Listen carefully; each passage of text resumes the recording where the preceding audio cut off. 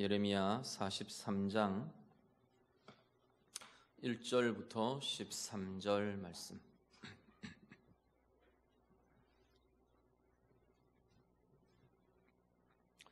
말씀 다 같이 읽겠습니다. 예레미야가 모든 백성에게 그들의 하나님 여호와의 말씀 곧 그들의 하나님 여호와께서 자기를 보내사 그들에게 이르신 이 모든 말씀을 말하기를 마치니 호사야의 아들 아사랴와 가레야의 아들 요하난과 모든 오만한 자가 예레미야에게 말하기를 내가 거짓을 말하는도다. 우리 하나님 여호와께서 너희는 애굽에서 살려고 그리로 가지 말라고 너를 보내어 말하게 하지 아니하셨느니라. 이는 네리야의 아들 바룩이 너를 부추겨서 우리를 대적하여 갈대아 사람의 손에 넘겨 죽이며 바벨론으로 붙잡아 가게 하려 함이라. 이에 가레야의 아들 요하난과 모든 군 지휘관과 모든 백성이 유다 땅에 살라 하시는 여호와의 목소리를 순종하지 아니하고 가레야의 아들 요하난과 모든 군 지휘관이 유다의 남은 자 곧 쫓겨났던 여러 나라 가운데에서 유다 땅에 살려하여 돌아온 자 곧 남자와 여자와 유아와 왕의 딸들과 사령관 느부사라단이 사반의 손자 아이감의 아들 그다라에게 맡겨둔 모든 사람과 선지자 예레미야와 네리야의 아들 바룩을 거느리고 애굽 땅에 들어가 다바네스에 이르렀으니 그들이 여호와의 목소리를 순종하지 아니함이로라. 다바네스에서 여호와의 말씀이 예레미야에게 임하여 이르시되 너는 유다 사람의 눈앞에서 내 손으로 큰 돌 여러 개를 가져다가 다바네스에 있는 바로의 궁전 대문에 벽돌로 쌓은 축대에 진흙으로 감추라. 그리고 너는 그들에게 말하기를 만군의 여호와 이스라엘의 하나님께서 이와 같이 말씀하시되 보라 내가 내 종 바벨론의 느부갓네살 왕을 불러오리니 그가 그의 왕좌를 내가 감추게 한 이 돌들 위에 놓고 또 그 화려한 큰 장막을 그 위에 치리라. 그가 와서 애굽 땅을 치고 죽일 자는 죽이고 사로잡을 자는 사로잡고 칼로 칠 자는 칼로 칠 것이라. 내가 애굽 신들의 신당들을 불지르리라.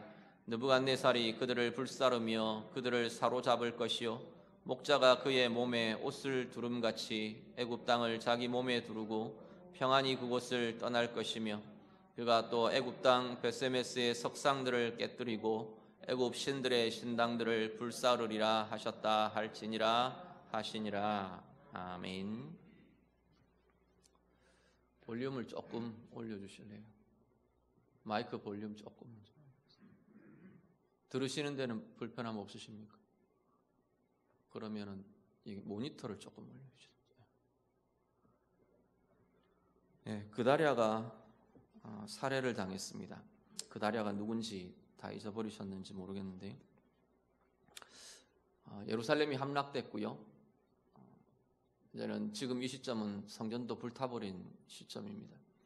예루살렘이 함락되면서 유다가 망하면서 이제 왕과 왕족들과 막 대부분의 좀 그 나라를 어떻게 좌우하고 이끌어갈 수 있을 만한 사람들은 거의가 바벨론으로 끌려갔습니다.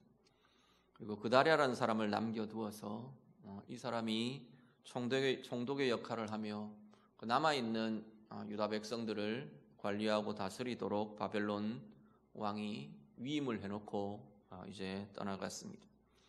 그다랴를 중심으로 또 흩어졌던 사람들이 좀 모여들고요. 또 외곽에 주둔해 있다가 바벨론 군대를 피해서 피신했던 군대와 또 군 지휘관들 이런 사람들도 그다랴를 향해 모여왔습니다. 그 미스바를 중심으로 뭔가 회복의 조짐이 일어나고 또 하나님이 주시는 은혜의 약속들이 있고 그렇게 남아있는 사람들에게 평화가 회복되고 은혜가 회복되는 것처럼 보였습니다. 그런데 이스마엘이라는 사람에 의해서 암몬과 손을 잡은 이스마엘에 의해서 그다랴가 살해를 당합니다. 그러자 이제 남아있는 유다 백성들은 바벨론을 두려워하게 됩니다. 바벨론이 총독으로 세워놓고 갔고 그를 호위하도록 맡겨놓고 간 바벨론의 군인들까지 다 살해를 당하고 다 죽임을 당했어요. 이제 바벨론 왕이 다시 쳐들어와서 자기들을 다 죽이게 되고 모든 것 다 빼앗아가고 죽이게 될 거다라는 바벨론의 보복에 대한 두려움에 빠집니다. 그래서 그들은 애굽으로 도망가기로 작정을 합니다. 그러면서 그 과정에서 예레미야에게 자기들을 위해 기도해 달라라고 기도를 부탁합니다. 이게 지금 42장의 내용입니다. 예레미야는 기도하면서 하나님의 말씀을 받고 그 하나님의 말씀을 백성들에게 전합니다. 하나님의 말씀의 내용은요, 애굽으로 내려가지 말라라는 겁니다. 너희가 이 땅에 머물러 있으면 하나님께서 바벨론 왕에게 그 마음을 움직여서 너희에게 긍휼을 베풀게 할 거고 이 땅 가운데 은혜를 줄 거고 회복을 주겠다라고 하나님이 약속하십니다. 반대로 애굽으로 내려가면 하나님의 진노가 애굽까지 따라가게 될 거다. 이게 하나님께서 명백하게 예레미야를 통해 이 백성들에게 주시는 하나님의 말씀이었습니다. 오늘 43장은 그 전해진 하나님의 말씀에 대해서 반응을 나타내는 이 백성들의 반응이 나타납니다. 1절에서 3절을 먼저 보시면요, 2절 말씀을 보시죠. 2절과 3절 말씀, 2절 3절을 같이 읽겠습니다. 호사야의 아들 아사랴와 가레아의 아들 요하난과 모든 오만한 자가 예레미야에게 말하기를 내가 거짓을 말하는도다. 우리 하나님 여호와께서 너희는 애굽에서 살려고 그리로 가지 말라고 너를 보내어 말하게 하지 아니하셨느니라. 이는 네리야의 아들 바룩이 너를 부추겨서 우리를 대적하여 갈대아 사람의 손에 넘겨 죽이며 바벨론으로 붙잡아 가게 하려 함이라. 아멘. 뭐라고 하나요? 예레미야가 전하는 하나님의 말씀에 대해서 예레미야를 보고 네가 거짓말한다, 그렇게 주장을 합니다. 하나님이 그렇게 말씀 안 하셨다. 네가 엉터리로 지금 거짓말로 지금 우리에게 전하는 거다라고 지금 말을 합니다. 심지어 어디까지 이야기하느냐면 3절에 이 바룩이 계속 예레미야의 동력자로 나타나거든요. 예레미야가 옥에 갇혀서 하나님의 말씀을 받아서 말씀을 받을 때도 바룩이 기록해서 알려주고 또 바룩을 통해 왕에게 말씀이 전해지고 뭐 이렇게 제사장들에게 말씀이 전해지고 이 바룩이 하나님의 말씀을 전하는, 예레미야에게 임한 하나님의 말씀을 전달하는 중요한 동력자로 함께 역할을 해왔습니다. 그런데 이들의 인식에 바룩이 그런 것들을 하는 행동의 중요한 메시지, 핵심적인 메시지는 다 바벨론에게 항복하라는 메시지들이 굉장히 강했거든요. 예레미야를 통해 하나님 주신 말씀이 그랬으니까. 그래서 아마도 이들은 바룩이 친바벨론파라고 규정을 해놓은 것 같습니다. 이 바룩뿐만 아니라 예레미야도 사실은 그렇게 자신들은 분류를 하고 있는 거죠. 어쨌든 그 바룩이 바벨론 편에 서가지고 우리를 다 죽게 만들려고 너하고 지금 작당을 하는 거다. 널 부추겨서 이렇게 지금 거짓말하게 말한 거다라고 지금 이야기를 하고 있는 겁니다. 거기에 거론되는 인물들이 보면 호사야의 아들 아사랴, 가레아의 아들 요하난, 그리고 2절에 뭐라고 말하느냐면 모든 오만한 자가 예레미야에게 말하기를, 이렇게 쓰고 있습니다. 사실 앞부분에서 그다랴를 이스마엘이 죽이고 막 이러던 장면에서 우리는 이 요하난이라는 이름을 계속 보아왔는데 그 상황에서 우리의 마음에는 어떤 마음이 있냐면 요하난은 이스마엘보다 훨씬 나은 사람 같아 보였습니다. 왜냐하면 그 상황에서 그 순간에서는 그다랴를 살리려 하고 조언을 하고 뭐 이랬으니까요. 그런 상황들에서는 분명히 이스마엘보다 훨씬 요하난은 나아 보이는 사람 같아 보였습니다. 근데 문제는 우리의 이 좀 나아 보이는 사람 같다라는 우리의 이 인간적인 기준이 고민이 많게 됩니다. 오늘 이 장면에서 보면 이스마엘과 앞에 그다랴를 죽인 이스마엘과 지금 이 장면에 나타나는 이 요하난이라는 사람과 지금 이 유다 백성들의 대표는 하나도 다를 게 없어 보이는 사람 같습니다. 누가 더 낫다고 말할 수도 없고, 이스마엘보다, 그 다래를 죽인 이스마엘보다 요하나는 그래도 의로운 사람이다, 나은 사람이다 말할 수 있는 아무런 근거가 없어져 버립니다. 결국요, 오늘 우리들도 그냥 우리가 보기에, 또 아니면 내 기준에, 또 아니면 인간의 도덕적인 기준에, 세상의 어떤 윤리적인 가치나 기준에 좀 나아 보이는, 분명히 낮게 행동하는 사람들이 있습니다. 그 속에 있는 도덕적인 가치나 기준이 어쨌든 엄밀하게 다른 사람에게 피해 주지 않고 충분히 그런 가치를 가지고 그런 노력을 하고 애쓰는 사람들이 있습니다. 사실 그건 신앙 밖에도, 신앙을 가지지 않은 사람도 그렇게 도덕적으로 잘 생활하고 행동하고 그렇게 하려고 애쓰고 노력하고 어떤 양심적인 기준들을 잘 따라가려고 하는 사람들이 많이 있습니다. 문제는 이 좀 나아 보인다라고 말하는 이 기준이 궁극적으로 하나님의 말씀의 인도함을 받는 삶이 아니라면 어떤 상황이 부딪힐 때는 결국 그 속에는 자기 욕심과 자기 이익과 자기 입장과 자기 주장과 자기 중심으로 나아갈 수밖에 없다는 겁니다. 그 삶은 결국 욕심을 따라가는 삶이 될 거고요, 이익을 쫓아가는 삶이 될 거고요. 그래서 그 과정에 결국은 완고함을 나타내는, 오늘 여기는 뭐라고 표현했냐면 오만한 자들이라고 표현했습니다. 왜 오만하냐면 여러 가지 이야기할 수 있겠지만 일단은 가장 기본적으로 하나님의 뜻을 부정하고 있는 거죠. 우리의 삶이 한번 다시 어떤 기준으로 우리는 내 삶을 세워가고 있는가 좀 돌아보실 수 있기를 바랍니다. 우리 자신도 그렇고요. 나는 어떤 기준으로 사람들을 바라보는 건가? 외적인 조건이나 상황이나 도덕적 가치나 윤리적 기준이나 또 아니면 그 사람이 뭔가를 이루어놓은 업적이나 지위나 가진 힘이나 소유나 우리가 사람을 바라보고 판단하는 중요한 기준들은, 핵심적인 기준들은 무엇인가? 아마 그 기준으로 우리 자신도 스스로도 바라보게 될 겁니다. 다른 사람들을 내가 이런 기준으로 이런 잣대를 가지고 분류하고 살피고 판단하고 그런다면 내 안도, 결국은 내 삶도, 내가 추구해가는 방향도 결국은 비슷한 그 기준으로 내가 바라보고 그런 기준에서 더 나은 것, 그것들을 우리는 쫓아갈 가능성들이 많을 거라는 겁니다. 그냥 일반적인 기준에서, 세상의 가치에서 좀 더 나아 보이는 사람, 그것이 우리가 고민해야 될 자리가 아니라 정말로 우리가 고민해야 될 자리는 하나님의 말씀의 인도함을 받을 수 있느냐라는 겁니다. 나는 정말로 하나님의 말씀의 인도함을 받는 삶이냐? 또 다르게는요, 정말 하나님의 주권에 순종하는 삶이냐?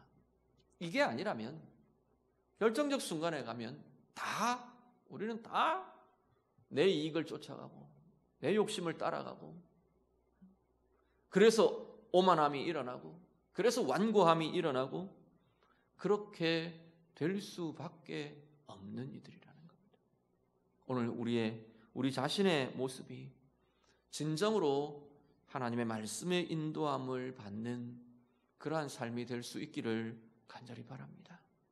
하나님의 주권 앞에서요, 정말로 하나님의 주권을 인정할 수 있고 그 하나님의 주권을 따라 순종하며 나아갈 수 있는 그 삶이 오늘 우리 모두의 삶이 다 되시기를 간절히 바랍니다. 그 삶이야말로 내 삶의 순간순간, 내 삶의 자리들에 하나님의 뜻을 내가 결정하고 하나님의 뜻을 붙들고 하나님이 원하시는 편에 내가 서고 그럴 수 있는 가장 중요한 삶의 모습이 될 수 있을 것입니다.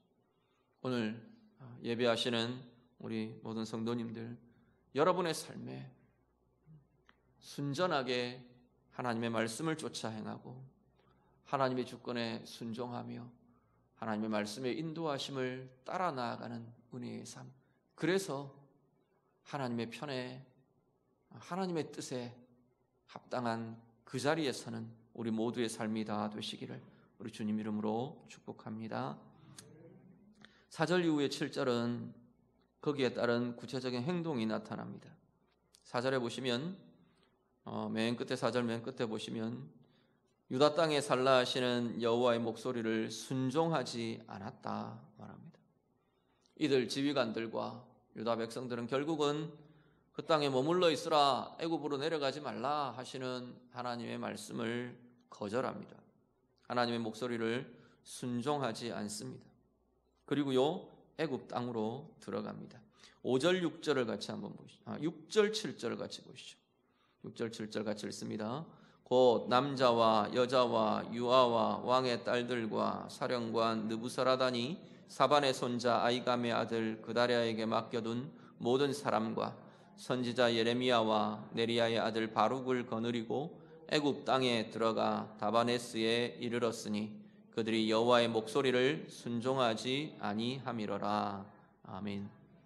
4절 7절 반복해서 그들이 여호와의 목소리를 순종하지 않았다. 성경은 그렇게 분명하게 판단합니다.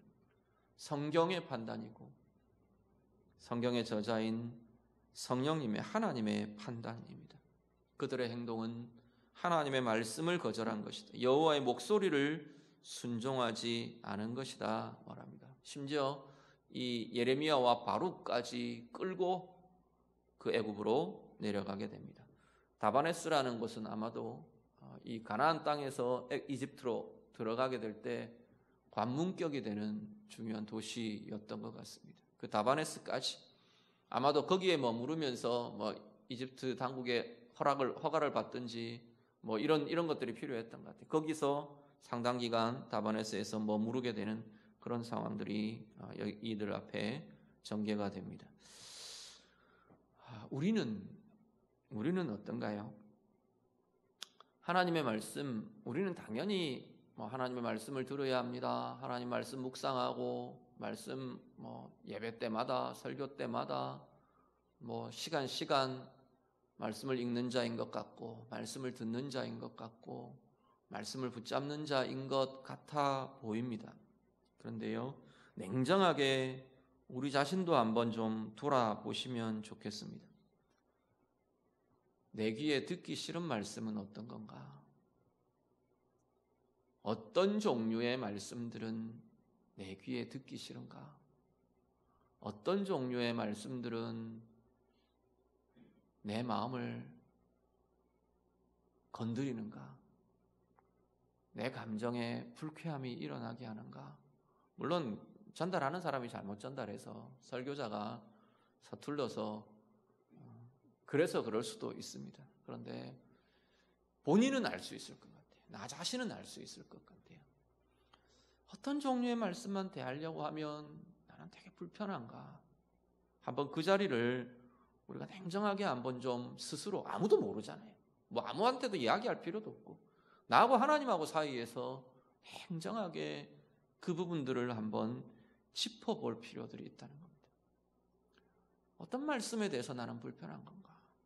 내 어떤 자리를 건드리는 말씀이 나는 이상하게 불편한가? 또 아니면 나는 어떤 말씀, 어떤 하나님의 뜻에 대해서 쉽게 자주 불순종하는가? 습관이 될 수도 있고요. 죄의 습관이라는 표현도 쓰죠. 습관적인 죄가 될 수도 있고, 또 아니면 내 성품이나 내 어떤 부분에 약한 부분이 있어서 그럴 수도 있을 겁니다. 아니면 내 상황이 이유가 될 수도 있겠죠. 어쨌든 쉽게 자주 불순종하게 되는 하나님의 말씀은 어떤 건가? 우리도 다시 한번 돌아보시면 좋겠습니다. 어떤 사람은 말에 대한 부분들이 그럴 수 있고요. 입술의 말, 입술의 열매 이야기하는 이 말에 대한 이야기가, 말에 대한 하나님의 말씀이 그냥 별것 아니게 내가 좀 이렇게 주의를 기울이지 않으면 쉽게 거짓말이 나온다든지, 포장하는 말이 나온다든지, 사람들을 상하게 하는 말이 나온다든지, 말에 대한 부분들이 그럴 수 있을 거고요. 또 어떤 사람은 미움이라는 감정에 약한 사람이 있을 수도 있을 겁니다. 미움이라는 것, 분노라는 것. 또 어떤 사람은 재물에 대해, 재정에 대해 그럴 수도 있을 거고, 또 어떤 사람은 하나님과의 관계에 대해, 하나님의 마음에 대해 그럴 수도 있을 겁니다. 상황이 다 다르고 각자마다, 개인마다 다루어지는 상황들은 다 다를 수 있을 겁니다. 하나님 앞에서 좀 민감하게 내가 쉽게 거절하고 그냥 흘려버리고 닫아버리고 부인하고 아니면 불순종하고 쉽게 자주 그렇게 되는 자리는 어떤 건가 다시 한번 돌아보실 수 있기를 바랍니다. 또 다르게는요, 이렇게 보셔도 좋습니다. 최근에 내가 자꾸만 하나님 앞에서 거스르고 듣지 않고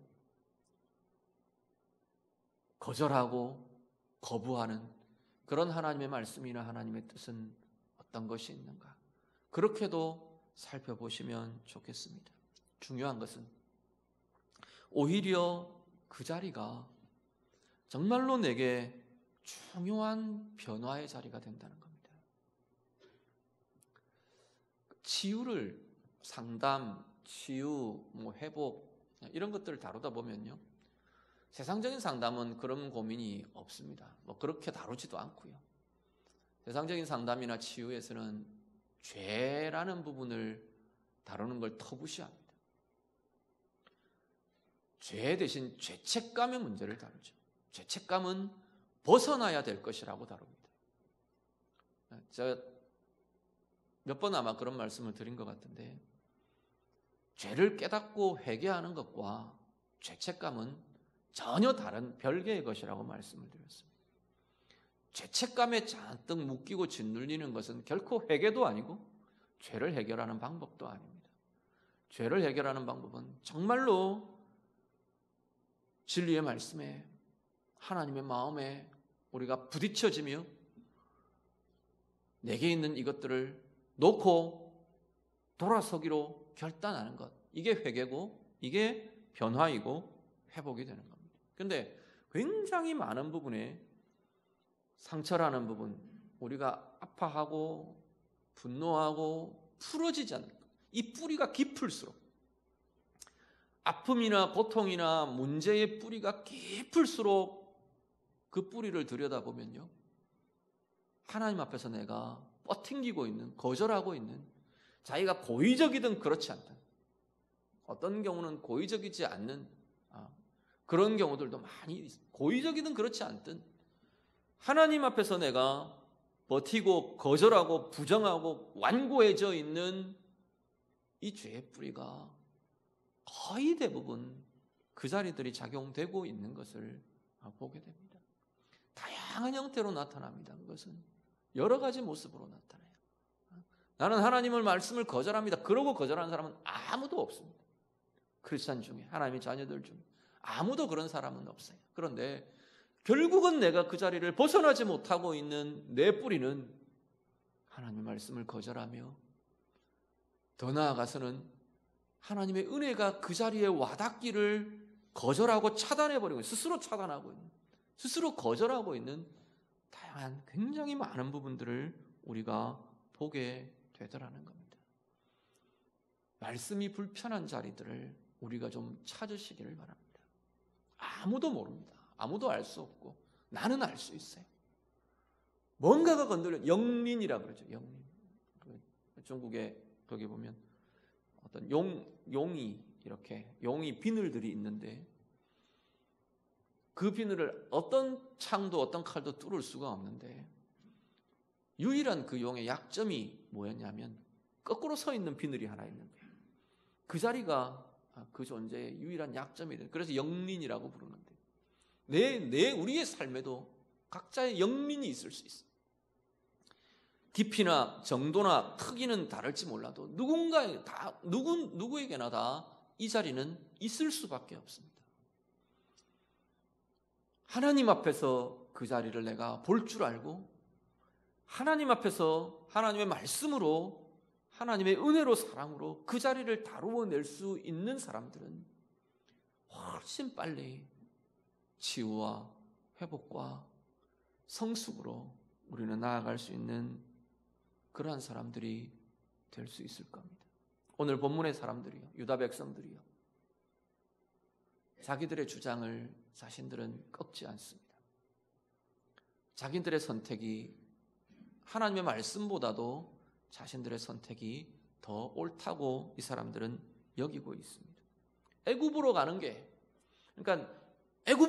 진리인 거예요. 이 사람들은 일단 그렇게 정하고 나니까 하나님의 말씀이 뭐라고 해도 이 사람들에게는 더 그들의 삶을, 그들의 생각과 사고와 판단을 바꿀 수 있는 자리로 하나님의 말씀이 뚫고 들어올 수가 없는 거예요. 닫아버리고 있기 때문에. 오늘 우리의 삶과 우리의 마음에 어떤 것이 이 유다 백성들 같이 작용하고 있는지 오늘 우리를 돌아보시며 정말로 그 민감한 자리, 그 불편한 자리,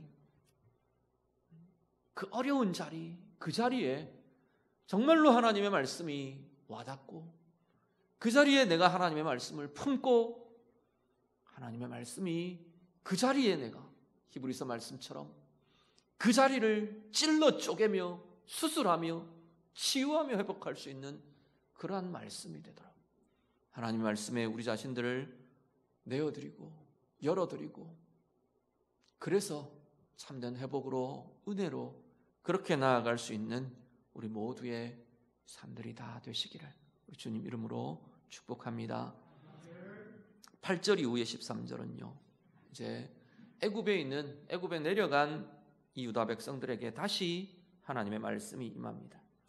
8절에 보시면 다바네스에 있는 이 예레미야에게 여호와의 말씀이 다시 임합니다. 이 말씀의 내용은 뭐냐면 예레미야 선지자에게 상징 행동을 하게 합니다. 상징 행동이라는 표현들이 상징 행동은 어떤 거냐면 선지자들이 하나님의 메시지를 담은 행위를 하는 거예요. 뭐 에스겔 선지자 같은 경우는 머리를 밀고 뭐 수염을 밀고 어떤 때는 수염을 반만 밀고 뭐 이렇게 또 그 머리 이걸 어디다 갖다 숨기고 띠를 띠고 있다가 이 띠를 유브라데 강가 하수에 가서 숨겨놓고 뭐 이런 행동들, 밤에 몰래 막 짐 싸가지고 도망가는 행위를 보여주고 이런 행동들을 많이 하게 하는데 예레미야도 그런 것들이 종종 나오죠. 지금 오늘 이 본문의 내용이 예레미야 선지자의 하나님께서 명하시는 마지막 어떻게 보면 상징 행위입니다. 어떻게 하라 하느냐면 큰 돌 여러 개를 네가 구해와라 하나님께서 말씀을 하십니다. 그래서 그 큰 돌 여러 개를 가져다가 이 다바네스의 광장이 있었던 것 같아요. 넓은 광장이 있었던 것 같은데 그 다바네스 광장에 벽돌로 쌓은 축대가 있는데 거기에다가 진흙으로 덮어서 그 돌들을 감추어 놓아라. 지금 그렇게 명령을 내리시는 거예요. 그 이유는 뭐냐면 하나님 그 다음을 이야기하십니다. 그래 놓으면 네가 갖다가 돌을 묻어놓은 돌을 숨겨놓은 그 축대 위에다 그 광장에다가 바벨론의 왕이 쳐내려와서 그 땅을 점령하면서 그 위에다가 자신의 왕좌를 놓을 거다. 그리고 거기다가 천막을 치고 이곳을 치고 지휘하는 자리가 될 것이다 말씀을 합니다. 바벨론의 왕이 여기까지 올 거다라는 걸 하나님이 보여주시는 겁니다. 느부갓네살이 여기까지 쳐내려와서 너희가 안전하다고 도망한 이곳까지 바벨론 왕의 그 칼과 그 손길이 여기까지 이르게 될 것이다 말씀을 합니다. 그래서 그가 여기 이 자리에 그 왕자를 놓고 앉을 때 바벨론에 의해서 애굽을 치고 죽이고 사로잡고 칼로 치고 불사르고 그들의 신당들까지 불사르며 불태우는 그 일이 이 애굽에까지 일어나게 될 것이다. 하나님 말씀을 하십니다. 자, 유다 백성들이요, 애굽은 안전할 것이라고 생각하고 애굽으로 도망했습니다. 자신들의 판단은 가나안에 있으면 자신들은 죽임을 당할 거고 고난을 당할 거고 불행해질 거고 애굽으로 가야만 안전하고 애굽으로 가야만 자기들은 이제는 다시 회복할 회생할 가능성이 거기에 있다고 보았습니다. 애굽이라서 안전한 것이 아니고 가나안 땅이라서 불행이 임하고 위험한 것이 아닌 것을 다시 한 번 더 확인시켜 줍니다. 하나님의 보호가 있지 않다면 어떤 곳도 어떤 환경도 어떤 장치도 안전할 수가 없는 것을 우리가 보게 됩니다. 반대로 역으로 말하면요, 하나님의 의로움이 있는 곳, 하나님의 뜻 안에 있는 자리, 하나님의 약속과 하나님의 보호가 있는 자리, 그 자리야말로 정말로 안전한 곳이 되고 정말로 가능성이 있는 자리가 되고 회복으로 새로움으로 나아가는 힘의 자리가 될 것이라는 겁니다.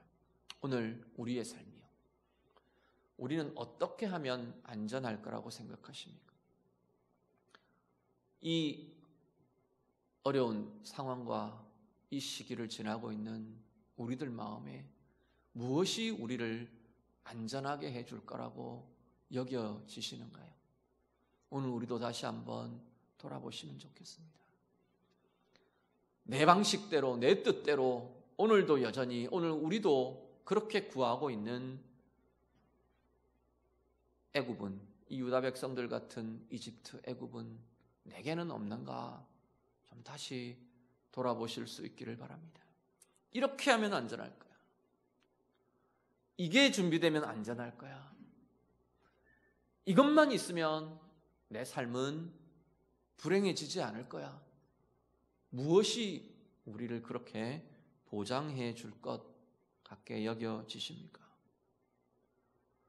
그런 것도 필요할 겁니다. 그런 것이 무조건, 그런 것은 해서는 안 돼, 그 이야기를 하는 건 아닙니다. 뭐 저축도 필요하고 뭐 보험도 필요하고 또 사람도 필요하고 좋은 관계도 필요하고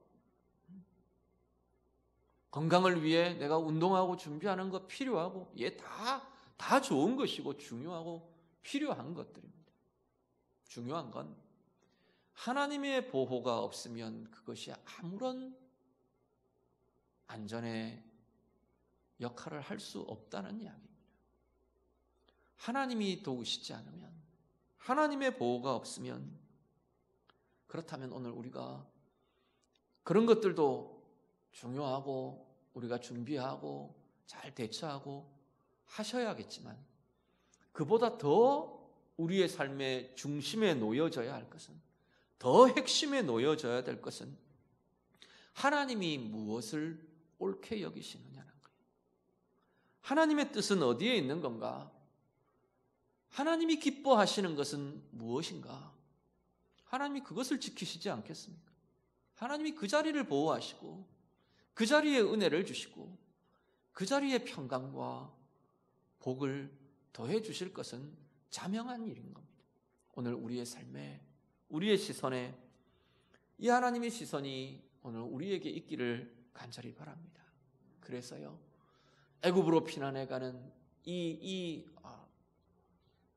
유다 백성들처럼 그것이 우리를 안전하게 해줄 것처럼, 그게 아니라 하나님의 도우심과 정말로 하나님이 옳게 여기시는 하나님의 의로움이 있는 자리, 하나님이 기뻐하시는 하나님의 뜻이 있는 자리, 그것을 볼 줄 알고 그것을 지켜갈 줄 알고 그것을 행하며 이루어갈 줄 아는 은혜가 우리 모두에게 있어지기를 간절히 바랍니다.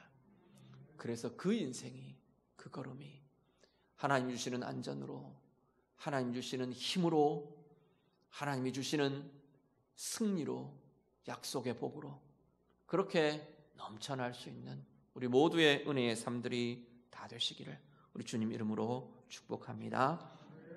기도하겠습니다. 말씀으로 같이 기도합니다. 하나님의 말씀으로 인도함 받는 삶이 아니라면 결국 우리는 우리의 죄성으로 반응할 수밖에 없답니다. 하나님의 주권에 정말로 순종할 수 있는 삶이 아니라면 결국은 우리는 내 이익과 내 완고함과 내 욕심을 따르는 삶이 될 것이랍니다.